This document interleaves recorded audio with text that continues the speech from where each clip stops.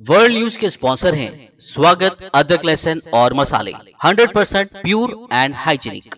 अस्सलाम वालेकुम, आदाब। मैं हूं खलील फरहाद। बीबीएन चैनल की बुलेटिन वर्ल्ड न्यूज की शुरुआत करते हैं हेडलाइंस से। इसराइली फोर्स की फुल प्रूफ सिक्योरिटी में इंतहा पसंद यहूदियों का मस्जिद अक्सा पर धावा। इसराइली फायरिंग में मुतअद्दिद फलस्तीनी जख्मी।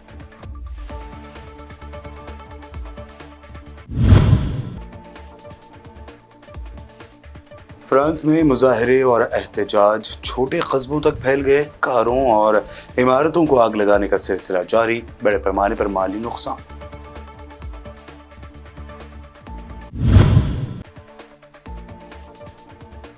आलमी सतह पर हंगामाराई के दरमियान चीनी सदर ने अपनी फौज को दिया हुक्म। कहा, जंगी तैयारियां कर दें तेज, अपने आप को फौलाद की अजीम दीवार में कर दें तब्दील।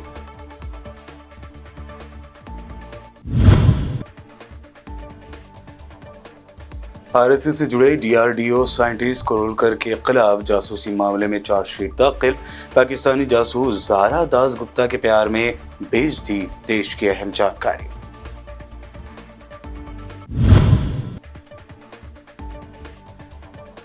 वेस्ट बंगाल में पंचायत इलेक्शन के दौरान बड़े पैमाने पर तशद्दुद के वाक़यात। मुख्तलिफ पार्टियों के 8 कारकुन हलाक। पोलिंग बूथ पर हमले, बैलेट बॉक्स जला दिए गए।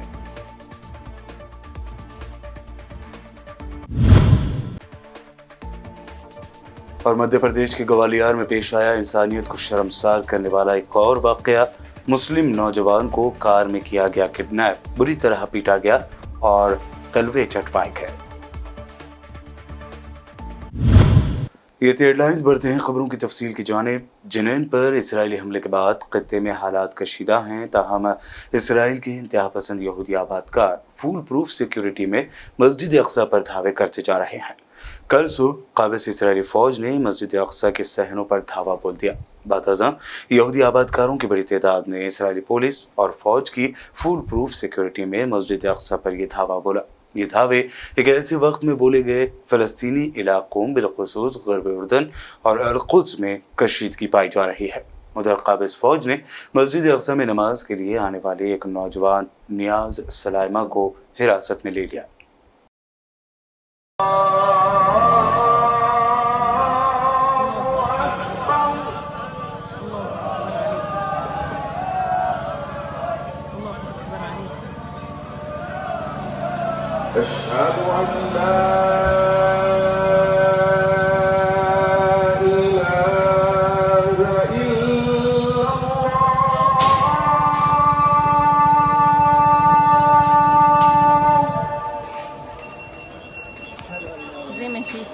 उधर फ़लस्तीन के ग़र्ब उर्दन के शहर जिनैन में इसराइलियों की ज़िल्लत-आमेज़ शिकस्त के बाद फ़लस्तीनी मज़ाहमतकारों की सिहूनियत मुख़ालिफ़ कार्रवाइयों में तेज़ी आ गई है। इस दरमियान इसराइली फ़ौजियों ने एक बार फिर ग़र्ब उर्दन के शहर रमल्ला पर हमला किया है। फ़लस्तीन की हिलाल अहमर इमदादी कमेटी ने बताया है कि रमल्ला के मज़ाफ़ाती इलाक़े क़बिया पर सिहूनी फ़ौजियों ने हमला करके 12 फ़लस्तीनी नौजवानों को ज़ख्मी कर दिया। बताया जा रहा है कि अल-कलील के सेमिया के इलाके भी इसराइली फोर्स के हमलों से महफूज नहीं रह सके, जहां गाज़ी फौजियों ने हमले करके कई फ़लस्तीनियों को गिरफ्तार कर लिया।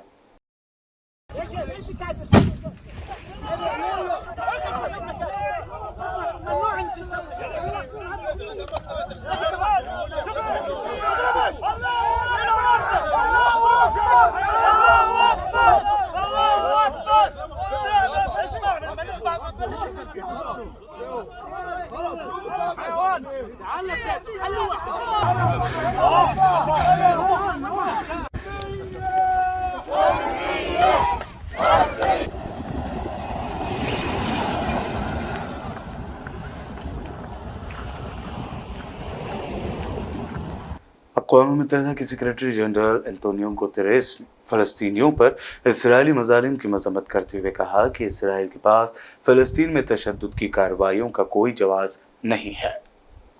सेक्रेटरी जनरल ने कहा कि जुनैन पर इसराइल के फ़िज़ाई हमले जंगी जराइम के ज़ुमरे में आते हैं। फ़िज़ाई हमले कानून नाफिज करने वाले ऑपरेशन से मुताबिकत नहीं रखते। इसराइली बैनुल-अक़वामी कानून के तहत अपनी जिम्मेदारियों की पासदारी करें। अक़वाम मुत्तहिदा में फ़लस्तीनी नुमाइंदे ने इसराइल में बैनुल-अक़वामी हिफाजती फ़ोर्स भिजवाने का मुतालबा कर दिया, जिस पर एंटोनियो गुटेरेस ने कहा कि मुझे नहीं लगता कि इसराइली हुकूमत इस मुतालबे से इत्तेफ़ाक करेगी।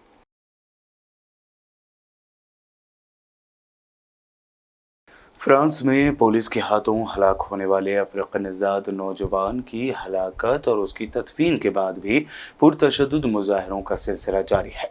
अब ये मुज़ाहरे और एहतजाजात अब फ्रांस के छोटे कस्बों तक पहुँच रहे हैं। अमेरिकी नशरियाती इदारे के मुताबिक लॉ ईगल टाउन के मेयर वेन होर ने मीडिया को बताया कि लॉ ईगल टाउन में 3 कारों को आग लगा दी गई थी, जबकि 18 मकामात पर आतिशज़दगी हुई और स्टोरों की खिड़कियों पर हमले किए गए।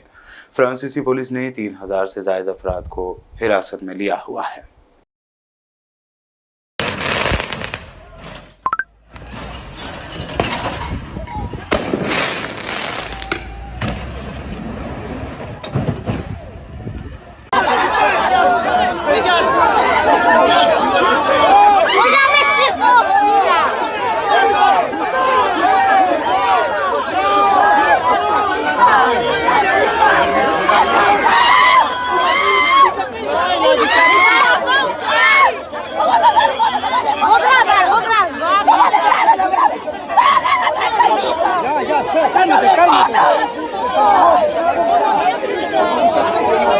Mais ça va pas ou quoi ça?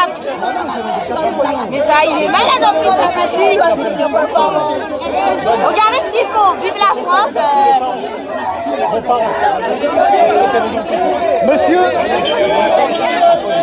Voilà la police de Paris là. vraiment, oui, avec ça, on va marcher avec ça. Vraiment, vraiment avec ça. Ce que vous avez, ça va marcher avec ça. Vraiment, ça va marcher avec ça. Vraiment. चीन के सदर Xi Jinping ने मशरक़ी command theatre का मुआयना किया और फौज को जंगी तैयारियां तेज करने का हुक्म दे दिया है। चीनी सदर ने कहा कि दुनिया हंगामाराई और तब्दीली के एक नए दौर में दाखिल हो चुकी है। फौज रियल वॉर में जीत के इम्कानात को बढ़ाने के लिए जंगी मनसूबाबंदी करे। शी जिनपिंग ने मजीद कहा कि मौजूदा हालात में चीन की सलामती की सूरत हाल गैर मुस्तहकम हो गई है। फौज अपने आप को फौलाद की अजीम दीवार में तब्दील कर दे। चीनी सदर ने कहा कि अपनी कौमी खुद मुख्तारी, सलामती और तरक्की के मफादात का पुख्ता दिफा करना चाहिए। रूस में बारूदी मवाद बनाने वाले एक कारखाने में होने वाले धमाके के बाद खौफनाक आग भड़क उठी, जिसके नतीजे में 6 अफराद के हलाक होने और 2 दीगर के जख्मी होने की खबर है। ज़राए के इदारे के मुताबिक बारूदी मवाद की ये कारखाना वस्ती रूस के इलाके समारा में वाक़ था। धमाके में 8 अफराद शदीद जख्मी हुए, जिन्हें करीबी अस्पताल मुंतकिल किया गया, जहां 6 अफराद ने दौरान इलाज दम तोड़ दिया। धमाके के 2 जख्मी इंतहाई निगहदाश्त के वार्ड यानी ICU में दाखिल हैं, जिनमें से एक की हालत नाजुक बताई जा रही है। अक़वाम मुत्तहिदा के वर्ल्ड फूड प्रोग्राम ने कहा है कि अफ़गानिस्तान को इंसानी हमदर्दी की एक खौफनाक सूरत हाल का सामना है, क्योंकि हर 10 अफ़गान ख़ानदानों में से 9 मुनासिब खुराक के फुक़दान का शिकार हैं और बच्चे और हामिला ख़वातीन सबसे ज़्यादा मुतासर हो रहे हैं। एक इंटरव्यू में प्रोग्राम के डिप्टी एग्जीक्यूटिव डायरेक्टर और चीफ ऑपरेटिंग ऑफिसर कार्ल स्काइव ने कहा कि अफगानिस्तान की इस खौफनाक सूरत हाल से निपटने के लिए दुनिया के सबसे बड़े इंसानी हमदर्दी के इदारे को $1 अरब की ज़रूरत होगी, जबकि हम अब तक सिर्फ इस रकम का लगभग 10% हासिल कर सके हैं। बुलेटिन में वक्त हुआ है एक शॉर्ट ब्रेक का। जल्द लौटेंगे और देखेंगे मज़ीद अहम खबरें।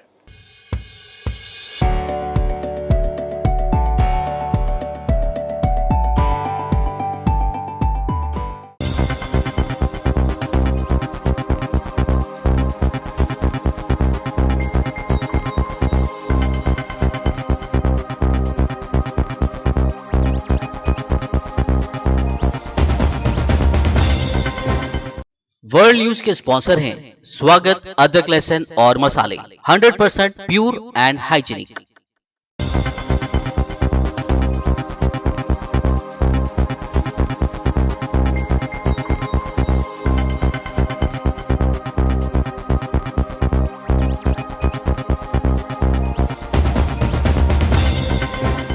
ब्रेक के बाद आगे बढ़ते हैं और अब देखते हैं मज़ीद अहम खबरें। आरएसएस से वाबस्ता डीआरडीओ के साइंटिस्ट प्रदीप कोरोलकर की पाकिस्तान के लिए जासूसी और हिंदुस्तान से गद्दारी के नए नए इंकशाफ सामने आते जा रहे हैं।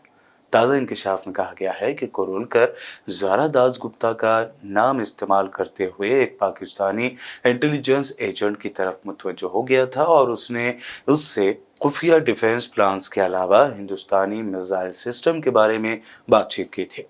ये इल्जामात कोरोलकर के खिलाफ दाखिल चार्जशीट में है।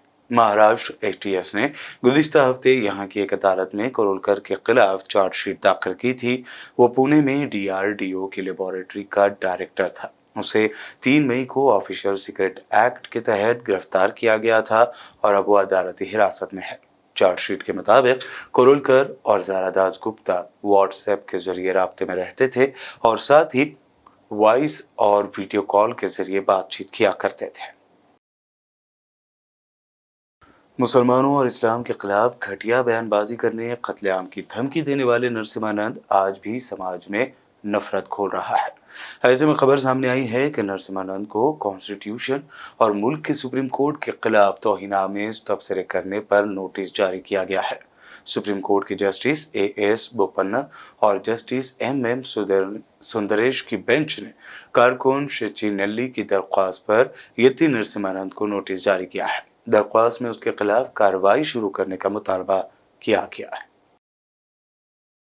वेस्ट बंगाल में आज पंचायत इलेक्शन हो रहे हैं। इलेक्शन में तशद्दुद के वाक़यात भी पेश आए हैं, ताहम इससे पहले ऐसे वाक़यात को रोकने के लिए सिक्योरिटी फोर्स की बड़े पैमाने पर तैनाती की गई। इसके बावजूद अभी तक पंचायत इलेक्शन में अलग अलग जगह हुई पुरतशद्दुद झड़पों में 9 लोगों की मौत की खबर सामने आई है। कूच बिहार में एक पोलिंग बूथ में तोड़फोड़, बैलेट पेपरों को आग लगाने के वाक़यात पेश आए हैं। रियासती इलेक्शन कमीशन के मुताबिक 22 अजला की 63,229 ग्राम पंचायत सीटों, पंचायत समिति की 9,730 सीटों और जिला परिषद की 928 सीटों पर उम्मीदवारों की किस्मत दांव पर लगी हुई है। ममता बनर्जी की बीजेपी से सीधी लड़ाई मानी जा रही है। ऐसे में कई विजुअल्स और फोटोज सोशल मीडिया पर गर्दिश कर रहे हैं जो कोलकाता के पंचायत इलेक्शन के वोटिंग के दौरान बताए जा रहे हैं, जहां कुछ लोग बैलेट बॉक्स लूट कर ले जा रहे हैं, बैलेट बॉक्स को आग लगा दी गई है, फायरिंग के वाक़यात भी देखे गए हैं।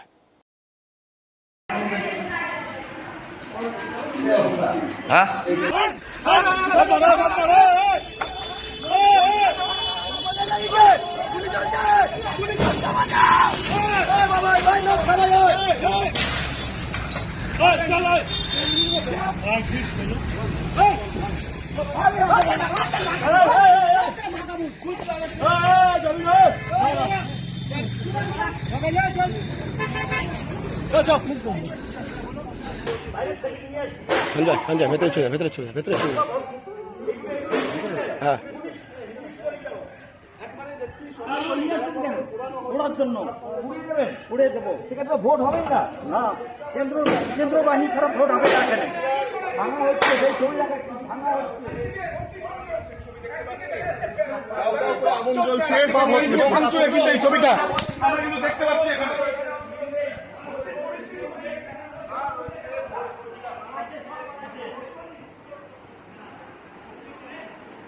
कई सियासी पार्टियों के वो लीडर जिन पर करप्शन और दीगर मुजरिमाना केसेस हैं और जिन्हें गिरफ्तारी का डर है, ऐसे लीडर बीजेपी में शामिल हो गए हैं। ऐसे में बीजेपी के बारे में महाराष्ट्र के कद्दावर सियासी कायद एनसीपी सुप्रीमो शरद पवार ने नया दावा किया है।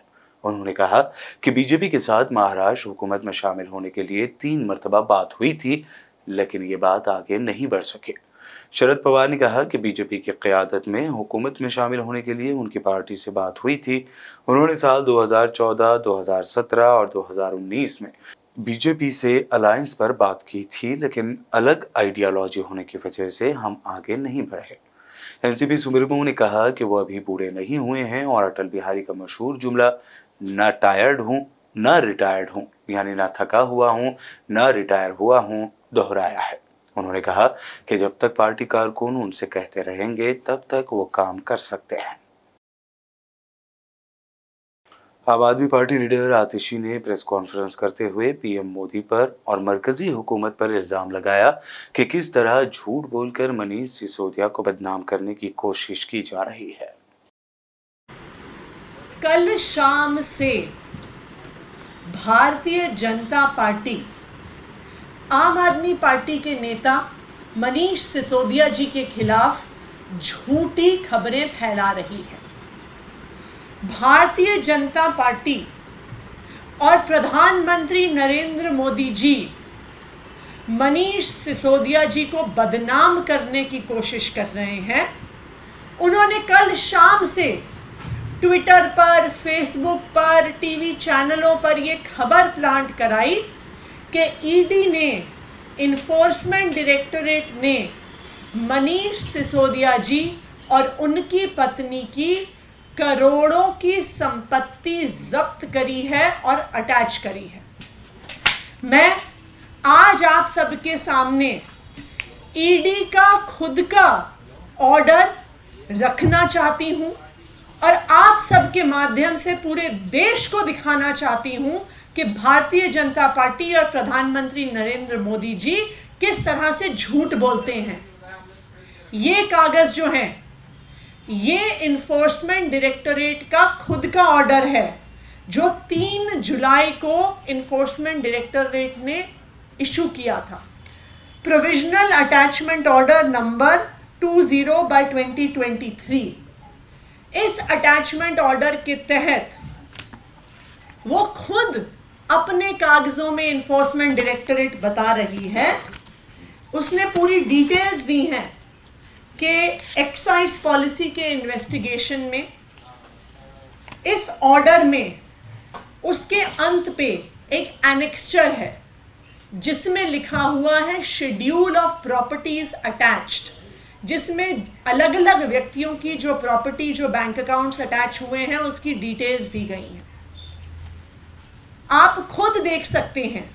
सबसे पहले नंबर पर मनीष सिसोदिया जी, उनकी एक प्रॉपर्टी जो वसुंधरा गाजियाबाद में है, जिसके बारे में ईडी खुद कह रही है कि उसकी कुल कीमत 5,07,600 रुपये है, 5,07,600 रुपीज़। और ईडी के ऑर्डर में ये खुद लिखा हुआ है कि मनीष सिसोदिया जी ने ये प्रॉपर्टी 2005 में खरीदी, यानी 18 साल पहले खरीदा हुआ ये उनका फ्लैट है जो ईडी ने अटैच किया है। दूसरा, ईडी के खुद के डॉक्यूमेंट के अगले पन्ने पर दूसरी प्रॉपर्टी जो अटैच की है मनीष सिसोदिया जी के पत्नी के नाम पे एक मयूर विहार में फ्लैट है, जो ईडी के कागज खुद बता रहे हैं कि वो सिर्फ और सिर्फ उसकी वैल्यू मार्केट की 65 लाख रुपए है और वो 2018 में खरीदा गया है, यानी 5 साल पहले। हम ईडी के ही डॉक्यूमेंट में जब आगे देखते हैं तो जहां पे उन्होंने बैंक अकाउंट की डिटेल्स दी हैं, तो ये कहा है कि मनीष सिसोदिया जी का एक ही बैंक अकाउंट है बैंक ऑफ बड़ौदा में, जिसमें कुल मिलाकर 11,49,000 रुपये हैं। और ये मैं आपको बता दूं कि ये जो बैंक अकाउंट है ये मनीष सिसोदिया जी की सैलरी का अकाउंट है, जहां पे उन्हें विधायक होने के नाते हर महीने सैलरी आती है और जो पैसा उनके बैंक अकाउंट में है ये उनकी सैलरी का पैसा है। ट्रक ड्राइवर के साथ सवारी मोटर मैकेनिक के साथ गाड़ी बनाना सीखने के बाद अब कांग्रेस कायद राहुल गांधी आज सुबह दिल्ली से हिमाचल प्रदेश के शहर शिमला जाते हुए सोनीपत के किसानों के दरमियान पहुंचे। इस दौरान उन्होंने किसानों के साथ न सिर्फ बातचीत की बल्कि उनके साथ खेतों में काम करते हुए भी वो दिखाई दिए। राहुल गांधी ने गोहाना के मदीना गांव में खेत में काम कर रहे किसानों के दरमियान जाकर ट्रैक्टर चलाया। वो इंतजामिया को किसी तरह की कोई इत्तला दिए बगैर किसानों के दरमियान जा पहुंचे। इसके साथ ही किसानों के साथ मिलकर धान की रुपाई करते हुए भी वो नजर आए। इस मौके पर की तस्वीरें सोशल मीडिया पर काफी वायरल हो रही हैं।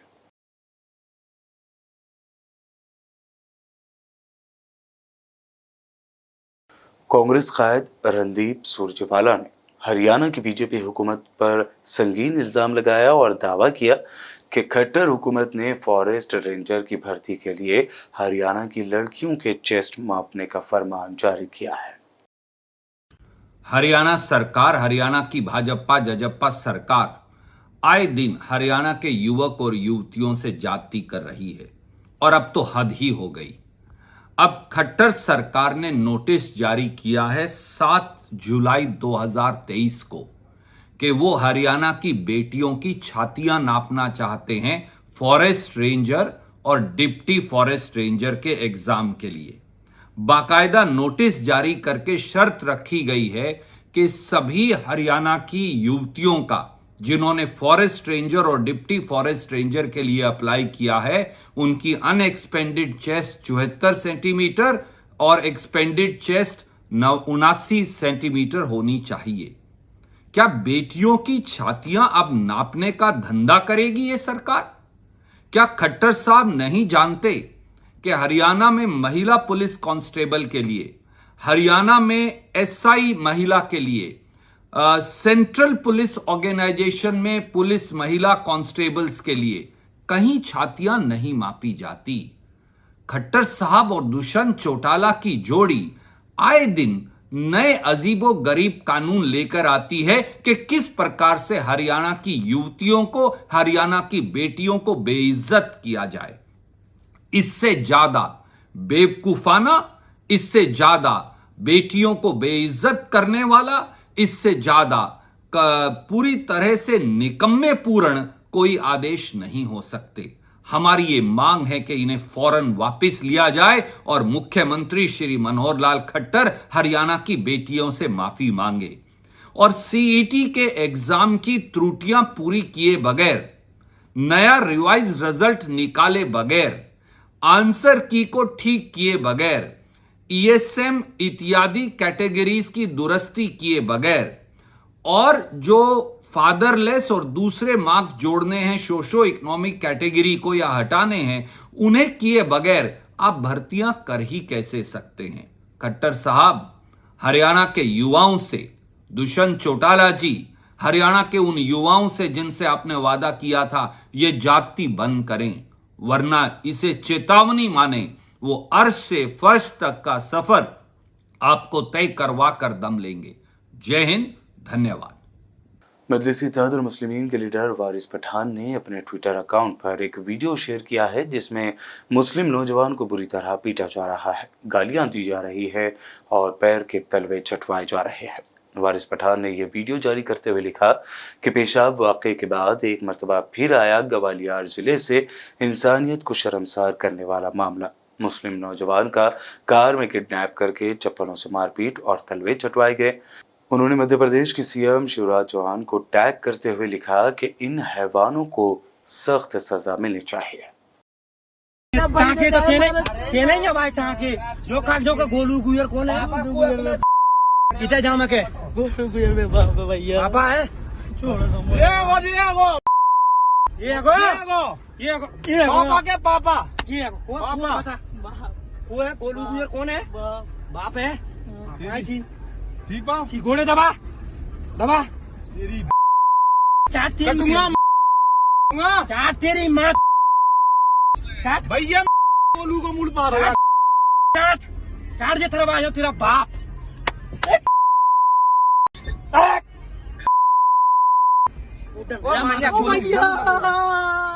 बुलेटिन के आखिर में हेडलाइंस पर डालते हैं एक और नजर।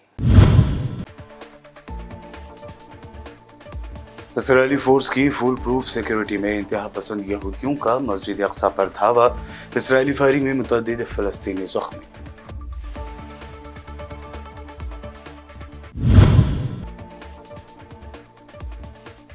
फ्रांस में मुजाहरे और एहतजाज छोटे कस्बों तक फैल गए, कारों और इमारतों को आग लगाने का सिलसिला जारी, बड़े पैमाने पर माली नुकसान।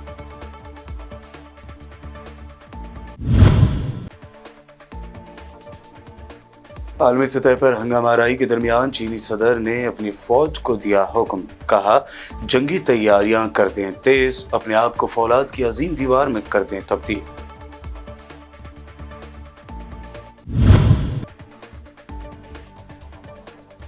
आरएसएस से जुड़े डीआरडीओ साइंटिस्ट कोरोलकर के खिलाफ जासूसी मामले में चार्जशीट दाखिल। पाकिस्तानी जासूस ज़ारा दास गुप्ता के प्यार में भेज दी देश की अहम जानकारी।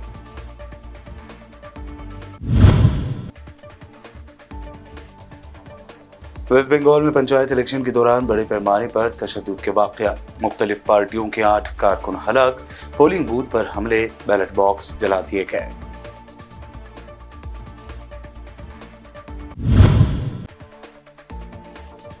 और मध्य प्रदेश के ग्वालियर में पेश आया इंसानियत को शर्मसार करने वाला एक और वाक़या। मुस्लिम नौजवान को कार में किया गया किडनैप, बुरी तरह पीटा गया और तलवे चटवाए गए। वर्ल्ड न्यूज़ में ये थी अब तक की अहम नेशनल व इंटरनेशनल न्यूज़। मज़ीद ताज़ा तरीन अपडेट्स के लिए देखते रहिए बीबीएन चैनल। बीबीएन चैनल के व्यूअर्स के लिए एक अहम इत्तला। अब बीबीएन चैनल का टेलीकास्ट भारत भर में हो रहा है। हमारे व्यूअर्स भारत में कहीं भी टीवी पर अब बीबीएन चैनल देख सकते हैं। स्क्रीन पर बीबीएन चैनल की टेलीकास्ट डिटेल्स दस्तयाब हैं। इसके अलावा भारत भर में किसी भी एरिया में अगर आप बीबीएन चैनल देखना चाहते हैं तो आप अपने केबल ऑपरेटर को इसके लिए कह सकते हैं।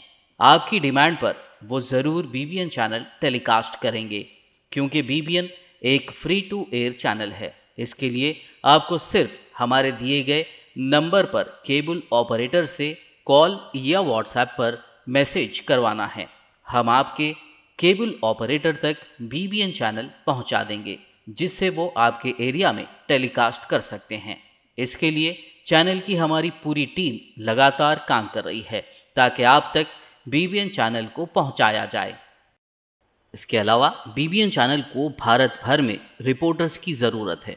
अगर आप सहाफ़ी हैं और बीबीएन चैनल से जुड़ना चाहते हैं तो आप भी दिए गए नंबर पर रब्त कर सकते हैं।